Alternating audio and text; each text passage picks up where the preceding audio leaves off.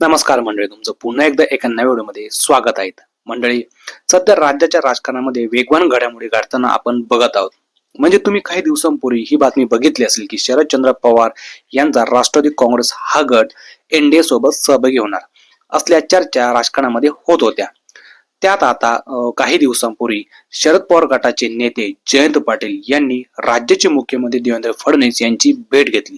या भेटीवेळी राष्ट्रवादी काँग्रेस सुनील पवार गटाचे नेते खासदार सुनील तटकरे व प्रफुल्ल पटेल हे देखील यावेळी उपस्थित होते. आणि त्यात पुन्हा एकदा म्हणजे आता गुरुवारी जयंत पाटील यांनी राज्याचे उपमुख्यमंत्री एकनाथ शिंदे यांची भेट घेतली. यावेळी त्यांच्यामध्ये देखील चांगली चर्चा झाली.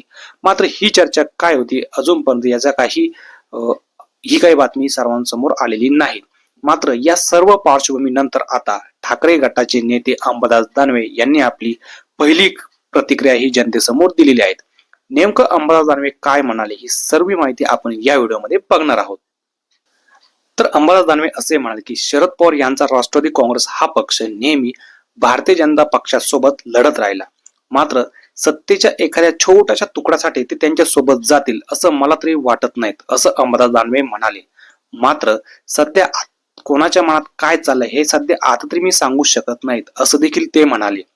त्यानंतर जयंत पाटील यांना अर्थ खातं मिळण्याची दाट शक्यता आहे, यावर देखील सध्या चर्चा सुरू होत्या.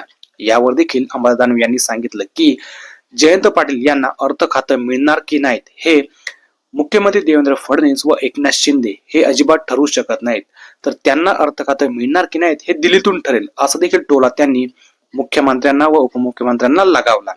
ते पुढे असं पण म्हणाले की स्वतः एकनाथ शिंदे स्वतः काय करतील हे स्वतः ठरवू शकत नाहीत, तर फायनान्स खात्याचं ते काय ठरवणार असं देखील ते म्हणाले. दानवे पुढे असे पण म्हणाले की सध्या दिल्लीमध्ये हालचाली वाढलेल्या आहेत, त्यामुळे काही गोष्टी या झाल्यावरच त्यावरती बोलता येईल, असं देखील ते म्हणाले.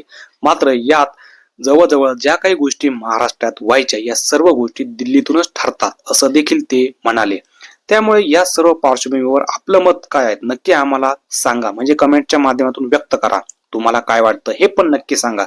व्हिडिओ आवडले असेल तर लाईक करा, शेअर करा जास्तीत जास्त आणि चॅनलला सबस्क्राईब करायला अजिबात विसरू नका मंडळी. धन्यवाद.